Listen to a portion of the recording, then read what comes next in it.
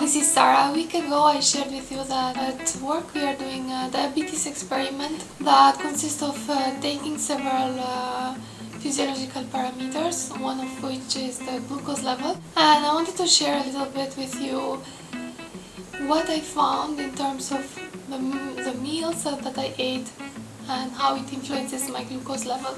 In this experiment we had to take our glucose values 6 times a day, right before meal and 2 hours after meal.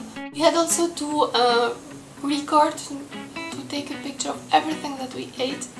So for 4 days you're gonna see everything that I ate and how it influenced my glucose level. I'm gonna show you and show and tell a little bit what I ate and how the glucose values went. In the morning we eat sweets and coffee, and first thing in the morning is one of the most important glucose values because you are fasting on all night long. And those values were always perfect, in range between 5.3 to 5.6. 2 hours after, the glucose level is again on the norm. Every morning it happened the same. For lunch we ate at work, and that's why you see I'm eating in a container.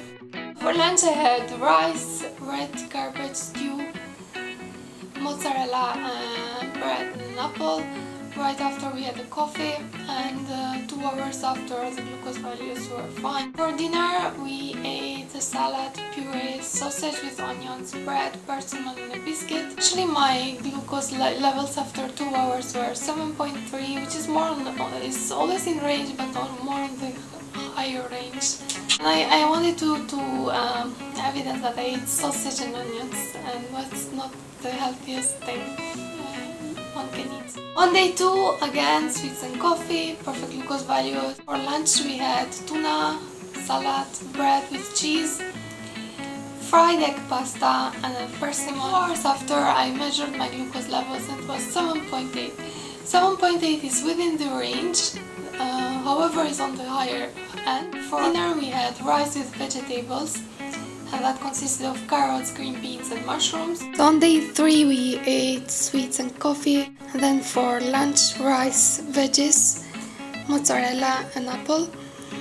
Then I got over the coffee and a biscuit, and right after lunch all the numbers looked very well. Also for dinner we had the best bean soup ever, really the best, and then some rice, bread, a pear and a biscuit. Day 4, again, it started with sweets and coffee, a lot of leftover bean soup, so we ate bean soup and rice and some fresh fennel and hummus. This occasion my glucose level was pretty high, out of range basically, and I don't know what happened. In the afternoon we ate a cupcake and a coffee. Well, we shared that with my husband, we didn't eat it again. My glucose levels, even after the cupcake, was 5.4, so it's very good. And then for dinner, salad and salmon, cottage cheese, hummus, bread and orange, and the glucose values after that were 6.1.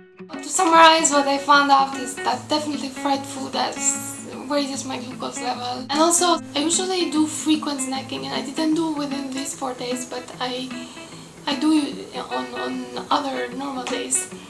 And I snack more frequently but eat less than what you saw. And I think that in the long term is not good either, because my snacks tend to be easy food, like sometimes it's fruit or a good snack, but sometimes it's biscuit and coffee. That is a kind of snack that has a glycemic index that is very high, and simply what that means is that when I eat it my glucose level is going to spike. So what I'm challenging myself is, whenever I'm hungry and I need to eat something, to have some fruit around me, even at work, so that I don't feel tempted to eat sugary stuff that much.